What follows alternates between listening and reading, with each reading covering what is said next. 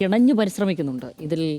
ഇത് ധർമ്മേന്ദ്ര പ്രധാൻ്റെ രാജി ഒഴികെ മറ്റെന്തൊക്കെ മുന്നോട്ട് വെച്ചുകൊണ്ട് ഇതിനെ അങ്ങ് ശമിപ്പിക്കാം എന്നാണല്ലോ ഇത് ആലോചിച്ചുകൊണ്ടേയിരിക്കുന്നത്. അതിൻ്റെ ഭാഗമായാണ് ഇന്നലെ അദ്ദേഹത്തിൻ്റെ വീഡിയോയും അദ്ദേഹം ആദ്യം ഒരു പോസ്റ്റായിരുന്നു ഇട്ടിരുന്നത്. പിന്നെ അത് മാറി പിന്നീട് ഒരു ഇൻസ്റ്റാ റീലോ സമാനമായ ഒരു വീഡിയോ അദ്ദേഹം ചെയ്യുകയുണ്ടായി. ഇത്തരം കാര്യങ്ങൾ ഇപ്പോൾ 47 ജീവനക്കാരെ പുറത്താക്കിയേക്കും ചിലപ്പോൾ.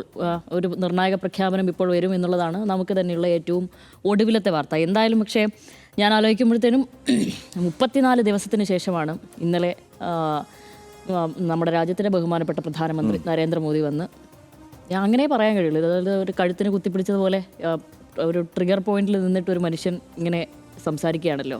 അപ്പോൾ ആ വീഡിയോൻ്റെ ആദ്യ ലൈൻ ഫ്രണ്ട്സ് എന്നുള്ളതാണ്. ആരെ നോക്കിയാണ് അദ്ദേഹം ഈ വിളിക്കുന്നത് എന്നുള്ളതാണ്. ഈ തല്ലിച്ചതച്ചിട്ട കുട്ടികളെയോ, ഇന്ന് രാഹുൽ ഗാന്ധിയുടെ കൂടെ വന്ന് പെല്ലറ്റ് ആക്രമണത്തിൽ ഒരു കണ്ണിന് 1% മാത്രമേ സാധ്യതയുള്ളൂ കാഴ്ച തിരിച്ചു കിട്ടുവാൻ വേണ്ടെന്ന് പറഞ്ഞ ആ വിദ്യാർത്ഥിയോ, മറ്റൊരു സാക്ഷി എന്നൊരു കുട്ടി ചത്ത് ജീവിച്ചതുപോലെയാണ് ആ കുട്ടി ഇപ്പോൾ വെന്റിലേറ്ററിലുള്ളത്. അതുമാത്രവുമല്ല, മാധ്യമങ്ങളുമായി അവരുടെ രക്ഷിതാക്കൾക്കൊന്നും യാതൊരു കമ്മ്യൂണിക്കേഷനും ഇല്ലാത്ത വിധം കൂട്ടിക്കെട്ടി വെച്ചിരിക്കുന്നത് പോലെയാണ് നിലവിൽ അതിന് ഒതുക്കി തീർത്ത് വെച്ചിരിക്കുന്നത്. അത് അവരെപ്പോഴാണ് മാധ്യമങ്ങൾക്ക് മുന്നിൽ വരികയോ അല്ലെങ്കിൽ ഏതെങ്കിലും തരത്തിലുള്ളൊരു പ്രതികരണം നടത്തുകയോ നമുക്ക് അറിഞ്ഞുകൂടാ. പിന്നെയുള്ളത്, ഇപ്പോഴും അസംഖ്യം പേർ അവിടെ ഇപ്പോഴും സമരത്തിലേക്ക് എത്തുന്നു. സമരത്തിൽ അവിടെ തുടരുന്നവർ രാപ്പകലില്ലാതെ. അതിപ്പോൾ സകല ഭൗതിക സാഹചര്യങ്ങളും അവർക്ക് എപ്പോഴും ലഭിച്ചുകൊണ്ടിരിക്കുന്ന എല്ലാ സാഹചര്യങ്ങളും ഇല്ലാതെ അവിടെ ചൂടും തണുപ്പും എല്ലാ കാലാവസ്ഥയ്ക്കും അതിജീവിച്ചുകൊണ്ട് ഇത്രയും പേർ ആ തെരുവിൽ നിൽക്കും. എന്ന് വെച്ച് കഴിഞ്ഞാൽ ഇന്ത്യയുടെ ഭാവി മുഴുവൻ ആ തെരുവിൽ സമയം ചെലവഴിക്കുകയും അവർ പ്രൊട്ടസ്റ്റ് ചെയ്യുകയാണ്. ഇവരെയൊക്കെ നോക്കിയിട്ടാണ് അദ്ദേഹം ഫ്രണ്ട്സ് എന്ന് വിളിക്കുന്നത്. അത് പല്ലിളിക്കുന്നത് പോലെ ആയിട്ടാണ് എനിക്ക് തോന്നുന്നത്. അത് മാത്രവുമല്ല, അത് കണ്ട അയറിന് തൂങ്ങിച്ചത്തും ഓന്തിന് നാണം വന്ന് നാട് വിട്ട് എന്ന് പിള്ളേരിപ്പോൾ ട്രോൾ ചെയ്യുന്നതാണ് എനിക്ക് തോന്നുന്നത്. അങ്ങനെയാണുള്ളത്. അപ്പോൾ കൂട്ടുകാർ പോലും ആരാണ് അദ്ദേഹത്തിൻ്റെ കൂട്ടുകാർ എന്നുള്ളതാണ് ആലോചിക്കുന്നത്. അത് ഓരോ സമയത്ത് ഇപ്പോൾ നമ്മളൊരു 2 കമ്പാരിസൺ വീഡിയോ കാണിച്ചു. 2026 ഉള്ളതും 24 അതിലേക്ക് ഞാൻ വരാം. അപ്പോൾ കൂട്ടുകാരെന്നുള്ളത് സത്യത്തിൽ അദ്ദേഹത്തിൻ്റെ കൂട്ടുകാർ എല്ലാ കാലത്തും അദ്ദേഹത്തിൻ്റെ സങ്കുചിതമായ വലതുപക്ഷ രാഷ്ട്രീയവും മറ്റൊന്ന് കോർപ്പറേറ്റ്സുകളും പിന്നൊന്ന് ടെലിപ്രോംപ്റ്ററും പിന്നെ ഇപ്പോൾ ഏറ്റവും അടുത്ത സുഹൃത്തായി പരിഗണിക്കുന്നത് ധർമ്മേന്ദ്ര പ്രധാനുമാണ്. അതിനപ്പുറത്തേക്ക് എന്തെങ്കിലും ഒരു മാറ്റങ്ങൾ ഉണ്ടായിട്ടുണ്ടെങ്കിൽ ഈ സമരം നേരത്തെ അവസാനിച്ചതെന്നാണ് എനിക്ക് തോന്നിയിട്ടുള്ളത്. പിന്നെ അദ്ദേഹത്തിൻ്റെ PR ടീമും അദ്ദേഹവുമായി അടുത്ത വൃത്തങ്ങളും എല്ലാം അദ്ദേഹത്തെ അവതരിപ്പിക്കുന്നതിന് മുമ്പ് തന്നെ ഈ സമരത്തെ ഏത് വിധേയനെയും അടിച്ചമർത്താൻ വേണ്ടി സകല അടവുകളും പറ്റി. ഇപ്പോൾ നേരത്തെ തന്നെ ഹർഷൻ ചേട്ടൻ ചൂണ്ടിക്കാണിച്ചതുപോലെ സാധാരണ ഇനിയിപ്പോൾ ഇത് ഒന്ന് അവഗണിക്കുക, രണ്ടാമത് രാജ്യദ്രോഹിയാക്കുക, മൂന്നാമത് ടെററിസ്റ്റ് ആക്കുക, ഭീകരവാദിയാക്കുക, പിന്നെ സൈബർ അറ്റാക്ക് നടത്തുക, പിന്നെ അങ്ങ് അടിച്ചൊതുക്കുക. ഇതായിരുന്നല്ലോ ചെയ്തിരുന്നത്. ഇത് മുഴുവൻ തരാതരം പോലെ ഇവിടെ നടക്കുന്നുണ്ട്. മറ്റതിൽ ബാക്കി എല്ലാത്തിലും ശമനമുണ്ടെങ്കിൽ പോലും ഇപ്പോൾ സൈബർ അറ്റാക്ക് മുറ പോലെ ഇപ്പോഴും നടക്കുന്നുണ്ട്. ഇത്തരം അടവുകളെല്ലാം പൊളിഞ്ഞതിന് ശേഷമാണ് അദ്ദേഹം ഇന്നലെ രാത്രി അവതരിച്ചിരിക്കുന്നത് എന്നുള്ളതാണ്. ഇതിലൊക്കെ നിക്കക്കള്ളി ഇല്ലാതായി തന്നെയാണ് പിള്ളേരാണ് അദ്ദേഹത്തെ മാളത്തിൽ നിന്ന് പുറത്തിറക്കിയെന്നുള്ളതാണ് ഒരു സംശയവുമില്ലാതെ പറയാൻ പറ്റുന്നത്. അതുകൊണ്ട് തന്നെ അദ്ദേഹം ഇറങ്ങിയിരിക്കുന്നത്. മമ്മൂട്ടിയുടെ വിഷയത്തിൽ പിണറായി വിജയൻ വന്ന് മാപ്പ് പറയുകയുണ്ടായി. അപ്പോൾ ഞാൻ ആലോചിക്കായിരുന്നു, എൻ്റെ ഒരു ബോധമുണ്ടായ ഒരു ജീവിത കാലയളവിന് ശേഷം ഇങ്ങനെ നടന്നു പോകുമ്പോഴൊന്നും അദ്ദേഹത്തിൻ്റെ വായിൽ നിന്ന് അത്തരമൊരു ക്ഷമാപണം നടത്തിയതായി ഞാൻ കണ്ടിട്ടേ ഇല്ല എന്ന് പറയുന്നത് പോലെ സമീപത്തുനിന്ന് മോദിജി പ്രധാനമന്ത്രിയായതിനു ശേഷം ഇതുപോലെ ഒരു പാതിരാത്രി വന്ന് ഇതുപോലൊരു വീഡിയോ, അതായത് മാധ്യമങ്ങളെ കാണുക മാത്രം പോലുമല്ല, ഇങ്ങനൊരു വീഡിയോ സന്ദേശം നൽകുക എന്നുള്ളത് ഞാൻ കണ്ടിട്ടേ ഇല്ല. അപ്പോൾ എനിക്ക് തോന്നുന്നു അതൊരു തീ പിടിച്ചൊരവസ്ഥയിലാണ് സ്വാഭാവികമായും അങ്ങനെ ചെയ്യുക. അല്ലെങ്കിൽ അതും ഇത് പറയുന്നത് പോലെ മറ്റൊരു അടവായിട്ട് വേണം നമ്മളിതിനെ കാണുവാൻ വേണ്ടി. എങ്കിലും ആ അടവിലൊന്നും കുട്ടികളാരും വീണിട്ടില്ല എന്നുള്ളതാണ് നമുക്ക് ഇന്നത്തെ ചർച്ചകളുടെ അവസ്ഥയിൽ നിന്നും മനസ്സിലായിരിക്കുന്നത്. കാരണം അവർ ഉറച്ച നിലപാടിലാണ്. അതുമാത്രവുമല്ല, ഇതിനി മറ്റു സ്വകാര്യ ചർച്ചകൾക്കൊന്നുമില്ല. ഇതുള്ളൊരു കോൺസ്റ്റിറ്റ്യൂഷൻ ഓഫീസിൽ തന്നെ ഇത് ചർച്ച നടത്തുക എന്നുള്ളതാണ്. അത് ഇരു കൂട്ടർക്കും തുല്യ പ്രാധാന്യത്തിൽ ഇതിൽ ചർച്ച നടത്തുക എന്ന ഏതെങ്കിലും അപേക്ഷ പോലെയല്ല, അവരൊരു നിലപാട് പറയുകയാണ് ഇന്ന് ചെയ്തിരിക്കുന്നത്. അതിൽ തന്നെ 4 ആവശ്യങ്ങൾ മുന്നോട്ട് വെച്ചു. 2 അംഗീകരിക്കപ്പെടുകയും ചെയ്തു. അത് കുടുംബത്തിന് നഷ്ടപരിഹാരം നൽകുക എന്നുള്ളതായിരുന്നു. അത് ഏറ്റവും പ്രധാനപ്പെട്ട ഒരു കാര്യം തന്നെയായിരുന്നു. അത് അംഗീകരിക്കുന്ന നിലയുണ്ടായി. പക്ഷേ ധർമ്മേന്ദ്ര പ്രധാൻ്റെ രാജി അതിപ്പോഴും പറഞ്ഞിട്ടില്ല. അത് പക്ഷേ നാളെ ഉച്ചവരെ സമയം വേണമെന്നാണ് പറയുന്നത്. അതേസമയം JP നദ്ദ പറയുന്നു നാളെ വീണ്ടും ചർച്ച നടത്താം എന്ന് പറയുന്നു. ഇനി ഞാൻ വീണ്ടും പഴയൊരു തലക്കെട്ടിലേക്ക് പോവുകയാണ്. അത് ടെലഗ്രാഫിൻ്റെ തലക്കെട്ടാണ്. ഹർഷൻ ചേട്ടന് ഓർമ്മയുണ്ടാവും. മുതലക്കണ്ണീർ എന്ന് നമുക്ക് മലയാളത്തിൽ അതിനെ വിശേഷിപ്പിക്കാം. അതന്ന് മണിപ്പൂർ കലാപത്തിലെ അദ്ദേഹത്തിൻ്റെ നരേന്ദ്രമോദിയുടെ മൗനവും അതിനുശേഷം അദ്ദേഹം പ്രതികരിക്കാൻ ഒരു 79 ദിവസം സമയമെടുത്തു.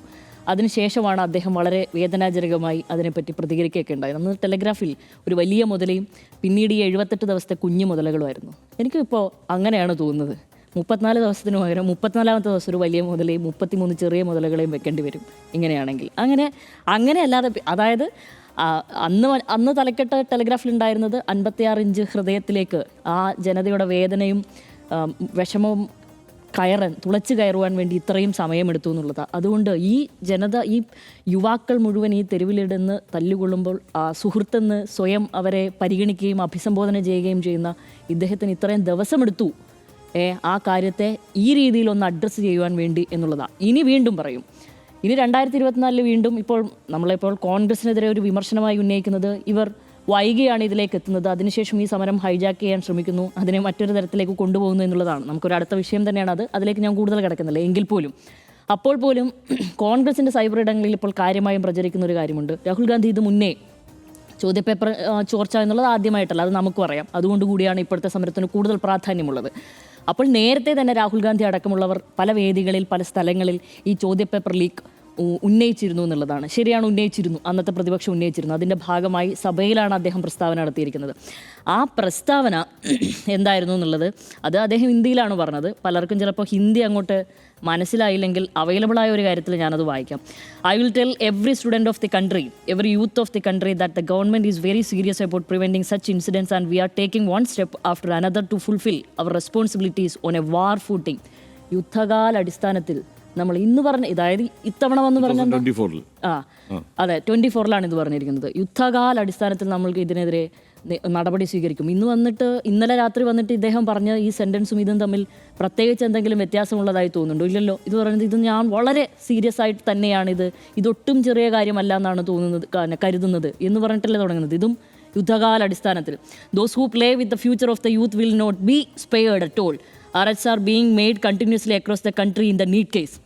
വ്യക്തമാണ് എല്ലാ കാര്യങ്ങളും. ഇത് തന്നെയാണ് അദ്ദേഹം ഇന്നലെ രാത്രിയും പറഞ്ഞത്. അപ്പോൾ ഇത്രയും ദിവസം അന്വേഷിച്ചുകൊണ്ടിരിക്കുന്നത് ഇതിലൊരു വിശ്വാസയോഗ്യമായ നോട്ട് പണ്ട് എപ്പോഴോ പറഞ്ഞിരുന്നു, അത് തപ്പിക്കണ്ടുപിടിക്കാൻ വേണ്ടിയിട്ടാണോ ഇത്രയും ദിവസം ഇദ്ദേഹം വെയിറ്റ് ചെയ്തു എന്നുള്ളതാണ്. എന്ത് വ്യത്യാസമാണ് ഇതിൽ നിന്നുള്ളത്? അപ്പോൾ ഇതിൽ പ്രത്യേകിച്ച് എന്തെങ്കിലും പുതുമ ഉള്ളതായി, അതായത് ഭരണപക്ഷത്തിൻ്റെ ഭാഗത്ത് നിന്ന് പ്രത്യേകിച്ച് എന്തെങ്കിലും പുതുതായിട്ട് ഇതിലെന്തെങ്കിലും യുദ്ധകാലാടിസ്ഥാനത്തിൽ ചെയ്യുന്നു എന്ന് ആർക്കെങ്കിലും തോന്നുന്നുണ്ടെങ്കിൽ ഇല്ല. ഇത് 2 വർഷം മുമ്പേ ഓൾറെഡി പയറ്റിക്കഴിഞ്ഞ കാര്യമാണ്.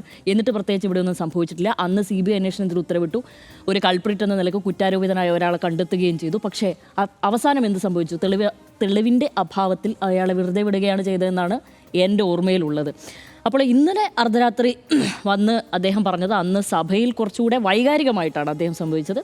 ഇന്നലെ വളരെ ലളിതമായ ഭാഷയിൽ ഏറ്റവും ക്ലോസ് ആയ ഒരാളോട് വന്നിരുന്ന് മുഖാമുഖം സംസാരിക്കുന്നത് പോലെ വളരെ ലളിതമായി അദ്ദേഹം സംസാരിച്ചു. വിച്ച് മീൻസ് കുറച്ച് മോഡിഫൈ ചെയ്തിട്ട് അദ്ദേഹം സംസാരിച്ചു, അദ്ദേഹത്തിൻ്റെ സ്വതസിദ്ധമായ ഭാവാഭിനയത്തിൽ എന്ന് മാത്രമേ എനിക്ക് തോന്നുള്ളൂ. ഇനി പിന്നെ കാലങ്ങൾ പിന്നെയും പോയി. ഇത് തന്നെയാണ് ഇവിടെ ആവർത്തിച്ചിരിക്കുന്നത്. വീണ്ടും നീറ്റ് ചോർന്നു. അന്ന് ഇതുപോലെ വലിയ പ്രഖ്യാപനങ്ങൾ നടത്തിയിട്ട് അതൊക്കെ വ്യഥയായില്ലേ, പ്രത്യേകിച്ച് വൃദ്ധാവിലായില്ലേ, പ്രത്യേകിച്ച് കാര്യങ്ങളൊന്നും ഉണ്ടായിരുന്നില്ല. അപ്പോൾ ഇനി എന്തുകൊണ്ട് ഇപ്പോൾ NTA വലിയ അഴിച്ചുപണിക്ക് നടക്കുന്നു, ആളുകളെ പുറത്താക്കുമെന്ന് പറയുന്നു, ഇനിയിപ്പോൾ ജീവൻ നഷ്ടമായ കുട്ടികൾക്ക് നഷ്ടപരിഹാരം നൽകുമെന്ന് പറയുന്നു.